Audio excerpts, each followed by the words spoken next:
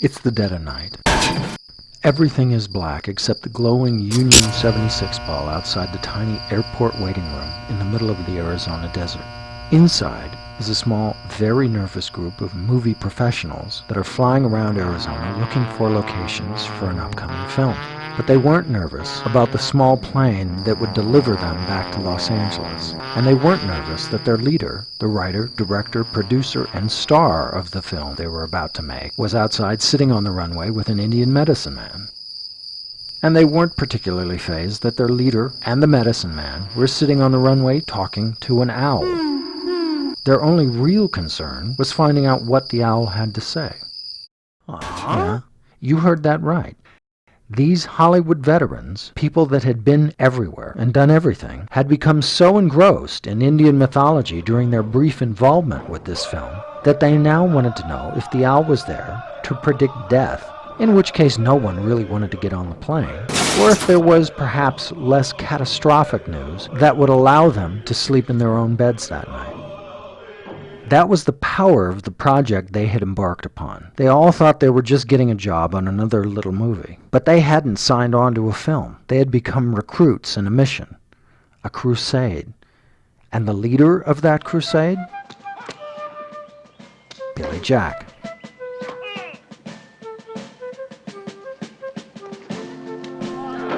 The origins of Billy Jack go back to the early 1950s when two young college sweethearts met at the University of South Dakota at Vermillion. Tom Laughlin and Dolores Taylor met while Tom was a football player and Dolores was a cheerleader. Almost sounds scripted, doesn't it? Dolores was from nearby Winter, South Dakota. Tom was from the comparative metropolis of Milwaukee, Wisconsin. Tom would get his shocking introduction to the inhumane treatment of Indians while visiting Dolores in her hometown near the Rosebud Indian Reservation on school break. In fact, Tom would be so disturbed by what he saw that he wrote the core of Billy Jack on that first trip. Remember this scene? Simple solution is simply to make Miss Up yours non-white friends white. That scene dramatizes the stories that outraged Tom during his visit. Then he saw the nearby shanty towns, where the Indians would huddle in cardboard boxes to survive the frozen winters and stifling summer heat. Tom had never seen anything like this, and was so incensed he created the first ideas of a lone warrior who defends and protects the mistreated Indians. The mission was clear. This was an injustice that must be corrected. Tom and Dolores got married and pregnant and headed to California in a borrowed car with less than $100 to their names. Their quest to make Billy Jack and change the world had officially begun. Unfortunately, they would find enthusiasm only takes you so far. Lacking money or connections or any knowledge of how you actually make a film, they found this world-changing business a bit more challenging than expected. So Tom struggled to work as an actor. Fortunately, word of Tom's work spread quickly, landing him parts in TV productions and in feature films like South Pacific, Gidget, and Tea and Sympathy. Tom got his first chance at directing on another famous filmmaker's first film, Robert Altman's The Delinquents. Production problems left the crew and cast directorless some days, and rather than go idle, Tom took a whack at directing some scenes. From his experience on The Delinquents, Tom came to believe he could do this filmmaking thing. So Tom began using part of his acting paychecks to rent camera equipment to make his own small films. Tom's early films included The Proper Time and The Young Sinners, and a first-time actress, Taffy Paul, later to be known as Stephanie Powers. Although he was getting closer, this isn't what Tom wanted to do. But Billy Jack continued to get turned down everywhere he took it. Nobody wanted to make a film about an Indian that goes around kicking sense into white people. Then, as in all good films, there was a turning point. The Hells Angels had shocked the nation by overrunning and terrorizing a Northern California town. Dolores was making dinner one day watching the news when she thought, if only that town had Billy Jack to protect them. Bing! The idea to take the Billy Jack character out of the Billy Jack film and set him loose to rescue a town from an outlaw motorcycle gang was born. Born losers, in fact. With motorcycles, guns, action, and bikinis, lots and lots of bikinis, Born Losers was just the kind of film American independent pictures thrived on, and Tom knew it. Born Losers became the highest-grossing independent film in history, and is still ranked 167th on the adjusted all-time list. But the really big news was the success of Born Losers gave Tom and Dolores enough clout to finally put Billy Jack into production. But the warning from the owl back on that dark runway in Arizona was beginning to come true. As long and hard as Tom and Dolores had worked to make their dream of Billy Jack a reality, their struggle was far from over. The first studio involved with Billy Jack shut the film down in the middle of production. The second studio tried to secretly cut politically sensitive content out of the film without permission. And the third studio was forced behind the scenes to take Billy Jack after they had already vehemently turned it down. And this set the stage for one of the biggest artist-studio battles in film history.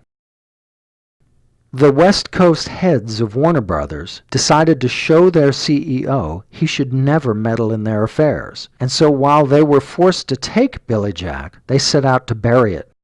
They booked Billy Jack into second- and third-rate theaters, including porno theaters, without any promotion whatsoever. Tom and Dolores excitedly showed up for their big world premiere in Cincinnati, Ohio, only to find the theater didn't even have posters. The theater owner, desperate for anything to promote the film, had gotten butcher paper and handwritten the words Billy Jack, so he had something to display.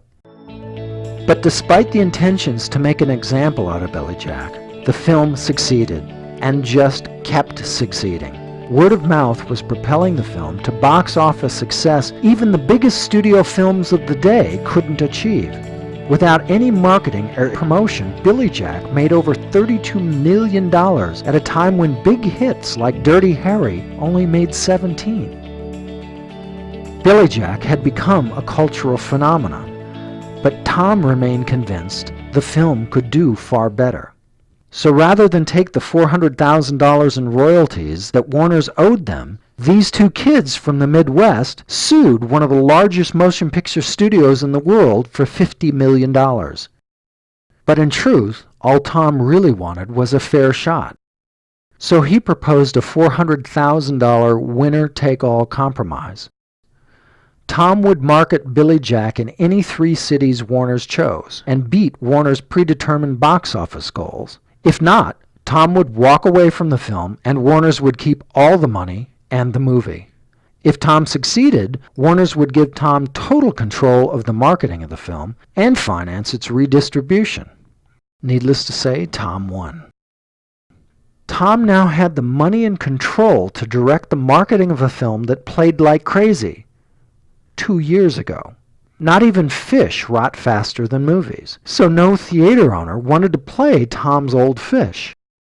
Tom's only solution was to rent the theaters, literally pay the owners to play his film. And he let the theater owners keep all the money from the snack sales. And that was a deal they simply couldn't refuse.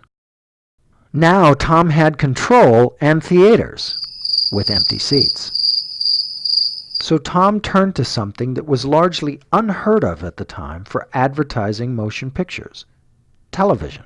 Hard to believe today, but back in the early 70s there were virtually no ads for films on TV. It was too expensive. But Tom was convinced regional advertising would put butts in the seats, and he created commercials like this to do it.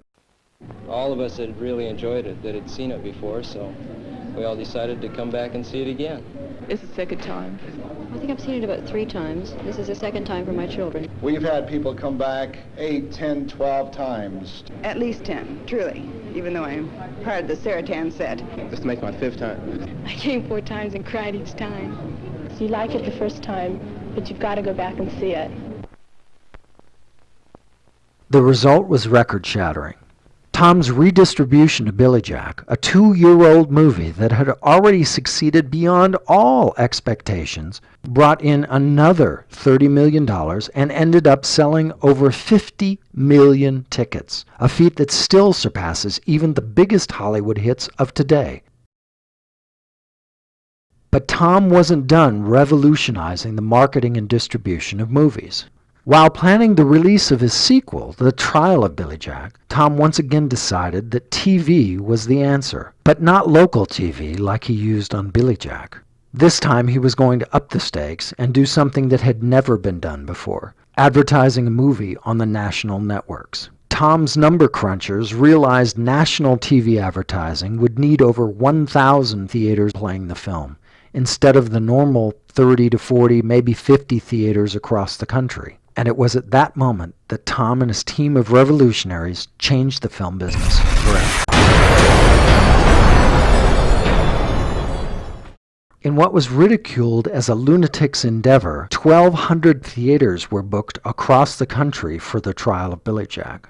Industry pros thought Tom was insane. Everyone predicted a mega disaster. But on November 13, 1974, the film business was changed forever. Prior to The Trial of Billy Jack, the most successful films in history had grossed $20, $30, maybe $40 million. The Trial of Billy Jack grossed $30 million in its first 30 days. It went on to gross over $50 million, but more importantly, it made possible the kind of mega films we enjoy today. Every studio in Hollywood and every star that earns multi-million-dollar salaries owes a debt of gratitude to Tom for inventing the method that geometrically exploded the box office potential. What many of even the most ardent Billy Jack fans don't know is Tom's lifelong involvement with the study of psychology, psychiatry, and human development. In fact, at one point in Tom's early movie career, he quit the business to bring the Montessori method of education to the United States. Together with Dolores, they opened the largest Montessori school in the United States and founded the first Montessori teacher training college. This seems like a detour for two kids that had come to California to make a movie, but was fundamental to Tom and Dolores' mission of changing the world. While running schools and studying psychology would seem to be a far cry from the man most know for taking off his boots and kicking people in the head, it is all in keeping with what brought Tom and Dolores to Los Angeles 50 years ago, and true to the message delivered by that owl on the dark runway in the Arizona night. They were just two kids in a borrowed car with their first child on the way. Now, 50 years later, they can look back and see for the children that attended their schools, for the people Tom has aided psychologically, and for the millions of moviegoers for whom Billy Jack remains the model of moral fortitude, justice, and compassion. The owl was prescient. The owl's message was that they were about to do great and powerful things, but because of that, the forces against them would be relentless and overwhelming. It was a true hero's journey, and if they would persevere, these two kids from the Midwest really could change the world. Turns out, the owl was right. One tin soldier rides away.